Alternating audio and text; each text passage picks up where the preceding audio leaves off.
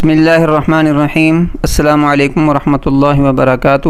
پچھلی 2 قسطوں میں ہم نے حضرت حسین رضی اللہ تعالی عنہ کی تحریک کے اصل پس منظر کو بیان کیا تھا۔ ابھی واقعات کو آگے بڑھاتے ہیں۔ مدینہ منورہ میں پکڑ دھکڑ، ولید بن عتبہ کی معزولی اور عمر بن سعید کا تقرر۔ ولید نے حضرت حسین رضی اللہ تعالی عنہ اور عبداللہ بن زبیر رضی اللہ تعالی عنہ کے نکل جانے کے بعد عبداللہ بن مطیع العدوی رضی اللہ تعالی عنہ اور مصعب بن عبد الرحمن بن عوف کو گرفتار کر کے جیل میں ڈال دیا، جو عبداللہ بن زبیر رضی اللہ تعالی عنہ کے عقیدت مند تھے۔ اہل مدینہ نے عبداللہ بن عمر رضی اللہ تعالی عنہ سے فریاد کی کہ وہ حکام کو اس طرح کی سختیوں سے روکیں۔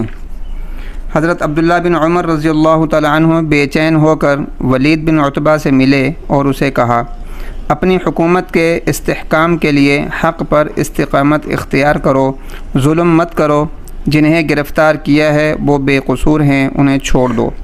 ولید بن عتبہ نے معذوری ظاہر کی کہ امیر المؤمنین یزید کا حکم یہی ہے۔ اہل مدینہ نے جب حضرت عبداللہ بن عمر رضی اللہ تعالی عنہ جیسی ہستی کی سفارش کو بھی ناکام جاتے دیکھا تو خود قید خانے پر حملہ کر دیا۔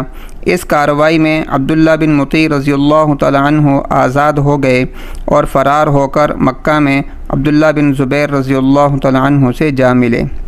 حضرت حسین رضی اللہ تعالی عنہ اور حضرت عبداللہ بن زبیر رضی اللہ تعالی عنہ کے مدینہ منورہ سے نکل جانے کی خبر سے یزید کی تشویش بڑھ گئی۔ اس نے بیعت لینے میں ناکامی کی ساری ذمہ داری ولید بن عتبہ پر ڈال دی اور اسے کمزور سمجھتے ہوئے معزول کر دیا۔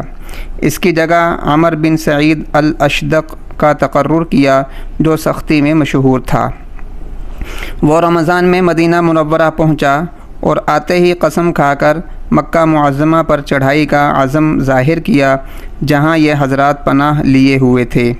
مگر عمر بن سعید کے لیے فوری طور پر مکہ مکرمہ پر حملہ ممکن نہ تھا، کیونکہ ماہ شوال کی آمد تھی اور حجاج کے قافلے مکہ کا رخ کرنے والے تھے۔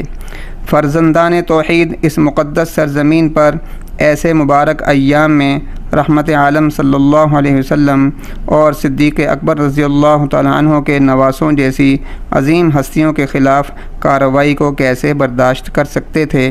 پس یزید کی حکومت کے پاس ماہ ذوالحجہ کے اختتام اور حاجیوں کی واپسی تک انتظار کے سوا کوئی چارہ نہ تھا۔ حضرت حسین رضی اللہ تعالی عنہ نے عراق جانے کا عزم کیوں کیا؟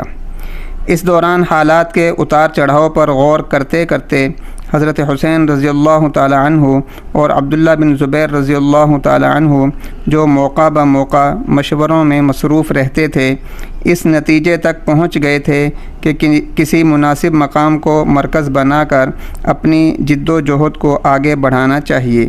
مگر جد و جہد کے مرکز کے تعین میں دونوں کی رائے الگ الگ تھی۔ حضرت عبداللہ بن زبیر رضی اللہ تعالی عنہ مکہ مکرمہ کو سب سے محفوظ اور مناسب سمجھتے تھے، جو عالم اسلام کا ایمانی اور روحانی مرکز تھا، اور وہاں ان کے حامی قریشیوں کے علاوہ اہل صلاح و تقوی کی بڑی تعداد آباد تھی۔ وہ چاہتے تھے کہ حضرت حسین رضی اللہ تعالی عنہ بھی مکہ مکرمہ ہی کو مرکز بنائیں۔ لیکن جس طرح حضرت حسین رضی اللہ تعالی عنہ کے پاس کوفہ سے مسلسل خطوط اور وفود آ کر اپنی پختہ حمایت کا یقین دلا رہے تھے، اس کے پیش نظر حضرت حسین رضی اللہ تعالی عنہ نے عراق جانے پر سنجیدگی سے غور کرنا شروع کر دیا تھا۔ اس کی پہلی وجہ یہ تھی کہ آپ کے نزدیک تحریک میں عوام کے جان و مال کا تحفظ بہت اہم تھا۔ حجاز کی بنسبت عراق میں افرادی قوت زیادہ تھی، اس لیے وہاں کم نقصان کے ساتھ غلبے کی امید کی جا سکتی تھی۔ دوسرے، آپ کو اپنی جان سے زیادہ حرمین کا تقدس عزیز تھا، جس کی خاطر حضرت عثمان غنی رضی اللہ تعالی عنہ نے صبر و تحمل کا کوہ گراں بن کر جان دی تھی، اور جس کی وجہ سے حضرت علی رضی اللہ تعالی عنہ نے دیار رسول کو چھوڑا تھا۔ حضرت حسین رضی اللہ تعالیٰ عنہ کو یقین تھا کہ اگر وہ موسم حج کے بعد بھی مکہ میں ٹھہرتے ہیں تو ان کے خلاف سرکاری کارروائی ضرور ہوگی، جو چاہے کامیاب نہ ہو، مگر اس کے نتیجے میں مقدس سرزمین مسلمانوں کے خون سے داغدار ہوگی۔ چنانچہ حضرت حسین رضی اللہ تعالیٰ عنہ مکہ مکرمہ میں قیام کے دوران عبداللہ بن زبیر رضی اللہ تعالیٰ عنہ سے فرماتے تھے، اگر میں کہیں اور قتل کر دیا جاؤں تو یہ مجھے پسند ہے، مگر یہ گوارا نہیں کہ میری وجہ سے اس سرزمین کی عظمت پامال ہو۔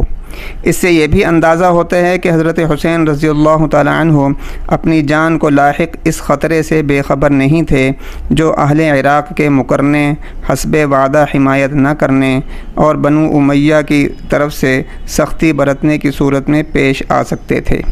پس وہ اہل عراق کی تلون مزاجی سے ناواقف نہیں تھے، انہیں اہل عراق پر ایسا اندھا اعتماد نہیں تھا جیسا کہ عام طور پر لوگ سمجھتے ہیں، اسی لیے انہوں نے عراق جانے میں کوئی جلدی نہ کی۔ وما علینا الا البلاغ۔